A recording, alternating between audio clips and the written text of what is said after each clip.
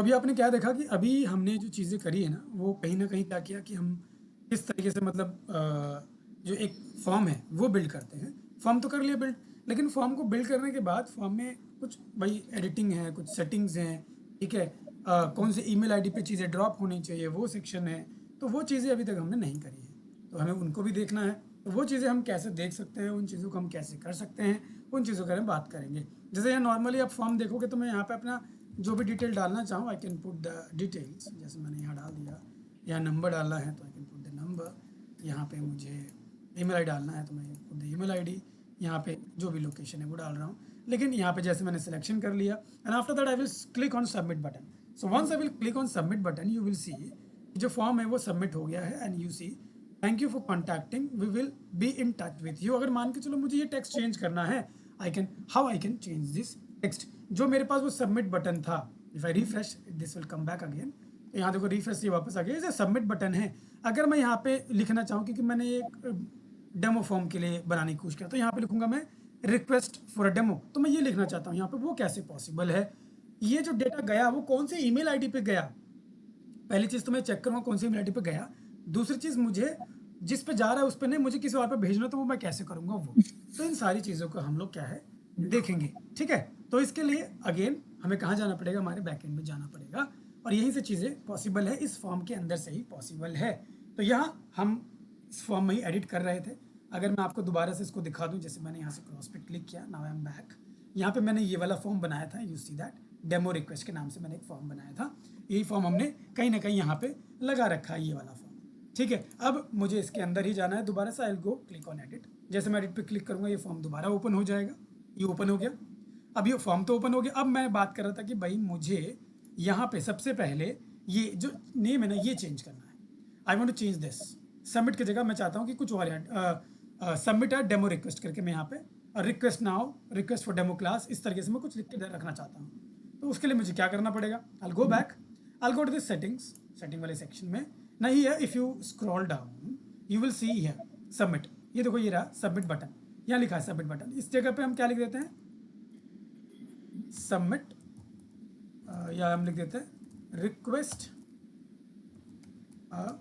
Demo now. ये कर दिया मैंने and I will save it. तो जैसे मैं इसको सेव करूंगा and if I come back and I refresh you will C the change.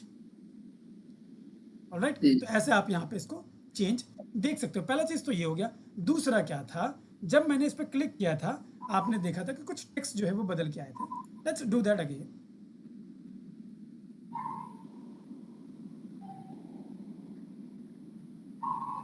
We take to the home page.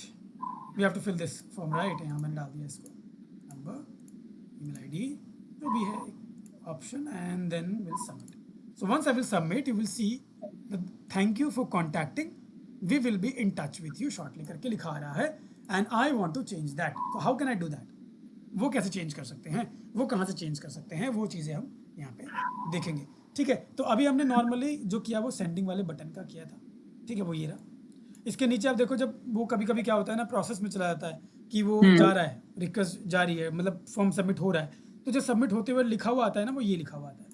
ऐसे केस में आप कुछ और चेंज करना चाहो तो वो भी कर सकते हो, it is up to you, ठीक है? ये पॉसिबल है, बट मैं कह रहा हूँ कि भाई मुझे जो करना है वो जो मैसेज गया उसके बाद वो क्या होगा। तो इसके लिए हम जाएंगे कन्फर्मेशन के अंदर। तो यहाँ कन्फर्मेशन के अंदर ये देख सकते हो, thank you for contacting us, we will be in touch with you shortly, और यही चीज़ आप यहाँ पे भी देखने को मिल रही है। इसको अगर मुझे चेंज करना है तो कन्फर्मेशन के अंदर मैं ये चीज़ भी चेंज कर सकता हूँ। तो यहाँ से मैं क्या कर देता हूँ, thank you for contacting us, thank you for requesting a demo class,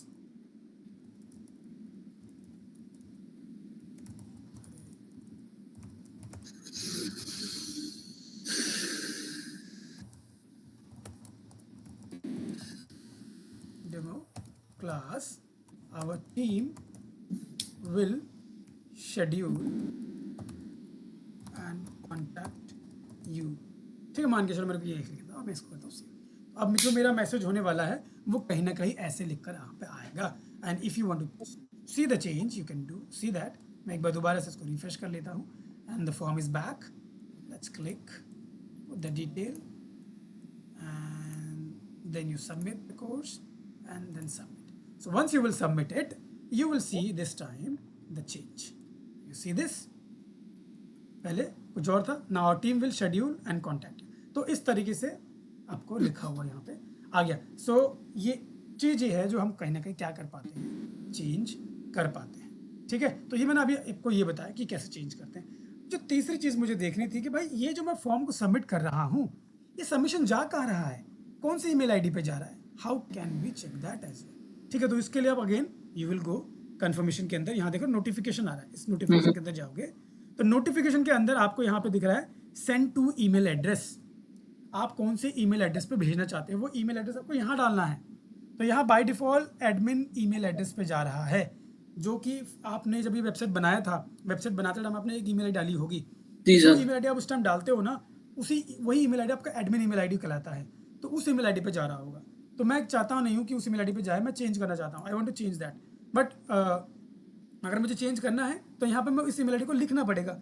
अब मान के चलो मुझे जो एक ईमेल आईडी है जो जिसमें मैं चाहता हूँ, वो चाहता हूँ मैं द मंसेर अली @gmail.com. मैं चाहता हूँ कि इस ईमेल आईडी पे मेरे को जो है सबमिशन आए. अब इसमें तो आएगा, लेकिन इस ईमेल को डालने के बाद कॉमा डालना है आपको, और कॉमा डाल के बस आपको ख़त्म करना है. ठीक है, ये आपका हो गया. कॉमा डालना पड़ेगा just to make no difference. भाई एक ये है, इसके आगे और ईमेल डालना चाहो तो वो भी डाल सकते हो. ठीक है, ये आपको डालना पड़ेगा. दूसरा देखो, ये तो हो गया किस ईमेल आईडी पे जाए. इसके अलावा देखो यहाँ पे क्या है, एक सब्जेक्ट लाइन है जो बाय डिफ़ॉल्ट बन के जाएगा, वो क्या होगा, वो ये होगा. मैं यहाँ पे रख देता हूँ रिक्वेस्ट ऑफ डेमो क्लास. ठीक है, रिक्वेस्ट ऑफ डेमो क्लास कर दिया मैंने. फ्रॉम नेम, मतलब क्या नेम से वो आएगा. मैं यहाँ पे डेमो के नाम से आ रहा है. फ्रॉम नेम मतलब एक होता है ना कि भाई कंपनी का नाम, तो मैं यहाँ पे अगर मैं अपना लग देता हूँ मनसेर, तो मनसेर नाम वहाँ पे लिखा देगा. फॉर्म का जो नेम होता है ना, मेल के अंदर एक मेल का नेम होता है, वो नेम में मनसेर लिखा आएगा. चलो मैं डेमो ही दिखाता हूँ जिससे कि आप समझ पाओ कि वो क्या लिखा आ रहा है, कहाँ से आ रहा है. यहाँ पे डेमो कर दिया.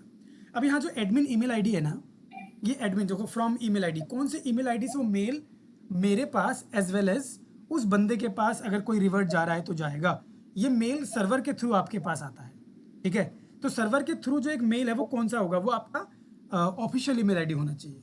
मेरा जो वेबसाइट है वो द शिव के नाम से है, theshiv.shop के नाम से है. तो ऑफिशियल ईमेल आईडी हमेशा इसी नेम से होता है. तो यहाँ पे मुझे एक वही ईमेल आईडी डालना पड़ेगा, क्योंकि ये नॉर्मल जीमेल आईडी से बना हुआ है, इसलिए यहाँ पे वो एरर दिखा रहा है ये वाला. लेकिन अगर मैं यहाँ पे ऑफिशियल ईमेल डाल दूंगा तो ये एरर हट जाएगा. जैसे मैं यहाँ डाल देता हूँ info@ और theshiv.shop, ये मेरी ऑफिशियल ईमेल आईडी है. तो ये ऑफिशियल देखो हट गया, डालते ही हट गया. ठीक है, अब ये बोल रहा है रिप्लाई टू.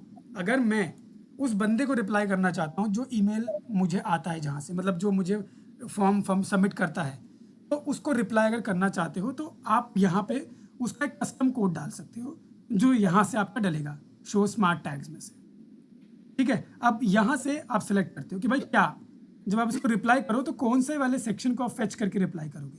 तो मैं तो ईमेल आईडी को फेच करके रिप्लाई करूँगा, इसलिए मैं ईमेल आईडी वाले सेक्शन पे क्लिक करूँगा.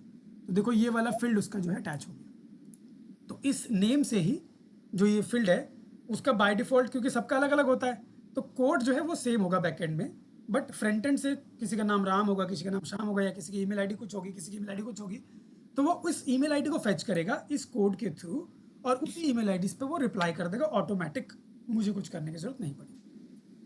ठीक है, तो यहाँ पे ईमेल आईडी हो गया. फिर ईमेल मैसेज, सारे जितने भी वो फॉर्म के फील्ड को फिल करेगा वो सारे फील्ड मेरे पास कहीं ना कहीं आने चाहिए, इसलिए ऑल फील्ड यहाँ पे है. अगर इसको हटा दोगे ना तो लोग वहाँ रिप्लाई तो मेल तो कर, मतलब फॉर्म तो फिल कर देंगे, लेकिन फॉर्म के अंदर जो उसने डिटेल फिल करी है वो आपके पास कहीं ना कहीं आएगा नहीं, तो वहाँ आप फंस जाओगे. इसीलिए हमने ऑल फील्ड को यहाँ पे सिलेक्ट किया. ठीक है, तो यहाँ पे ऑल बाय डिफ़ॉल्ट आता है, उसको बाय डिफ़ॉल्ट रहने देना है, यानी कि हटा दिया, वो नहीं करना. ठीक है, यहाँ पे हम ऐसे रखेंगे और इसके बाद कुछ नहीं करना है, यहाँ से कर देना सेव.